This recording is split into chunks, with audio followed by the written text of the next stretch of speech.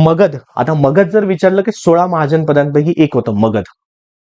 बरोबर. घरी गेल्यानंतर बघाल 6वीच्या पुस्तकात दिलेलंच आहे, बहुतेक 3-4 टॉपिक आहे महाजनपदे. आलं लक्षात. तर त्यामध्ये जनपदे आणि महाजनपदे. जनपदे ही छोटी होती, महाजनपदे महा म्हणजे ते मोठ्या संख्येने, महाजनपदांनी 16 महाजनपदे येतं पूर्ण. बरोबर आहे. त्यापैकी काही जनपदे होती. तर महाजनपदे म्हटलं तर मोठे जे साम्राज्य होते त्यांनी छोट्यांना संपवून टाकल्यानं आपल्यात घेतलेली होती. आलं. तो काळ येतो त्याच ठिकाणी, कारण कधी पण मोठा व्यक्तीच छोट्यांवरती अत्याचार करतो ना, तिथे तसंच झालेलं होतं. त्याच राजाला वाटत होतं की माझं साम्राज्य अजून वाढलं पाहिजे आणि त्यालाही आपल्यात घेऊन घ्यायचं.